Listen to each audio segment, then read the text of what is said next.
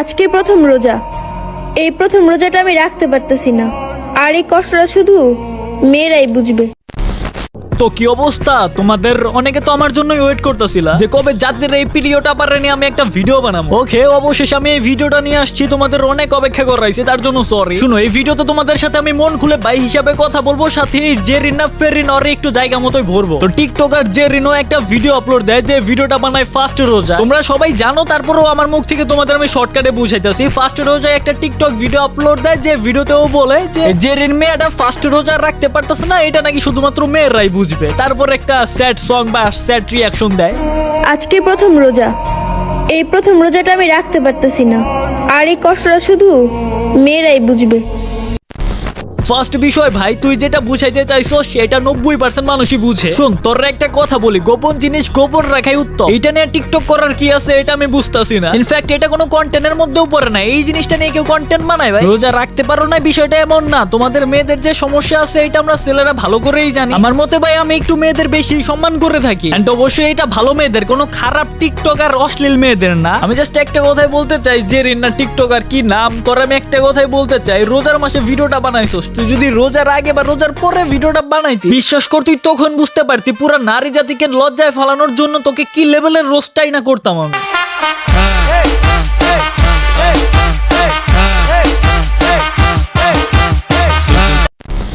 ওকে, এই বিষয়টা নিয়ে আমি আর কথা না বলে, আমার মনে হয় এই বিষয় নিয়ে আমি যত বেশি কথা বলবো আমার মা বোনরা তত বেশি লজ্জা পাবে। তো এই সাবজেক্ট বাদ দিয়ে জেরিনের কয়েকটা টিকটক ভিডিও আমি দেখলাম, দেখার পর আমার মনে হইলো ওর আম্মু ওরে ভুল করে জন্ম দিয়ে দিছে 14 ফেব্রুয়ারিতে, ওর বাপের কোনো দোষ ছিল না। কত মানুষের সংসার চলতেছে আমার নামে সমালোচনা করে, ধন্যবাদ।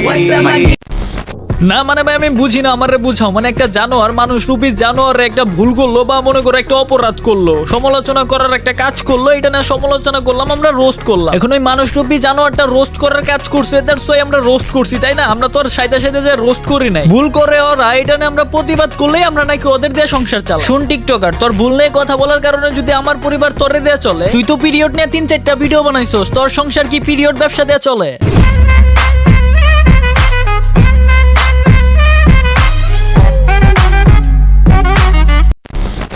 আরে ভালো কথা, আমি একটা ভিডিও দেখলাম জেরিনের, ওই মেয়েটা আসলে নিজের যে কি মনে করে ভাই, 15 দিনে না কয়দিনে বলে 1 মিলিয়ন ফলোয়ার করে লাইছে টিকটকে। কিন্তু ও কতদিন ধরে টিকটক করে এটা হিসাবেরও বাইরে ভাই, অনেক আগে থেকে টিকটক করে, 15 দিনে বলে 1 মিলিয়ন ফলোয়ার করে ফেলছে। ওরে বাবা রে বাবা, তার উপর আবার এটা নিয়ে গর্ববোধ করতেছে ভাই। ও তো গর্ভবতী হয়ে যাইতেছে ভাই, ওর কাছে এইগুলো নর্মাল।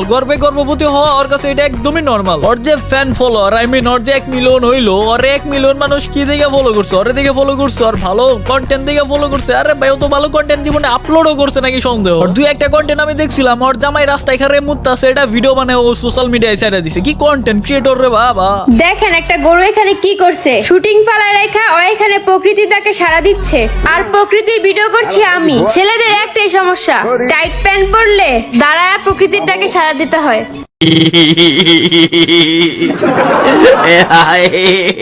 এই মেয়ের 1 মিলিয়ন ফলোয়ার হয়ে গেছে, এটা নিয়ে গর্ববোধ করতেছে। আই রে কপাল রে ভাই। বর্তমানে অনলাইনে কিছু ভিডিও দেখলাম, ওর তো অহংকারে মাটিতে পাই পড়তেছে না ভাই, ও তো পাংখা চালায় গেছে, আকাশ দিয়ে উঠতেছে বর্তমানে। আর ওরে নিয়ে সমালোচনা করলে বলে ভাই সেলিব্রিটি হয়ে যায়গা, আমার একটু সেলিব্রিটি করে দিও তো ভাই। না মানে এটা ভাই ও জেরিনি বলতেছে, বুঝো নাই? ওই মেয়েটাই বলতেছে টিকটক ভিডিওতে আইসা সেলিব্রিটি হওয়ার জন্য নাকি ওরে নিয়ে ভিডিও বানাইতেছে। ওরে বাবা রে বাবা, নিজের যে কি মনে করে ভাই, দোয়া তুলসী পাতা। একটা জানোয়ারের মতো কাজ করছে, রোস্ট করার মতো একটা কাজ করছে, দেখে রোস্ট করতেছি, ও নিজের মনে করতেছে ওর রোস্ট করে আমরা সেলিব্রিটি হইতাছি। যারা সমালোচনা করতেছে তাদের সবার একটাই স্বপ্ন, যদি জেরিন আমার সমালোচনার রিপ্লাই ভিডিও দিয়া দেয় তাইলে তো আমি বাইরে লয়ে যাবো।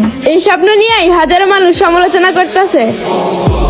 দূর দূর দুইবার যেও ভাই মুড টুট অফ করে দেয় এইসব কথা বইলা ভাই। ওদের মতো স্যাসরা, ওদের মতো ক্যারেক্টারলেস মানুষের রোস্ট করে নাকি আমরা সেলিব্রিটি হই ভাই। অবশ্য কথাটা মিথ্যা না, ওরা চোর বাটপার, ওদের ধরি, ওদের কন্টেন্ট যেটা হাগুমার্কা কন্টেন্ট, ওইগুলা কন্টেন্ট দেখে একটু সমালোচনা করি। মানে যেগুলা ফাউল জিনিস আপলোড করে অনলাইনে, মনে করে বাপদাদা সম্পত্তি অনলাইন। জেরিনের দাদাই ফেসবুকের মালিক মার্ক জোকারবার্গ। আরে না না না না, জেরিনের দাদা তো মার্ক জোকারবার্গ।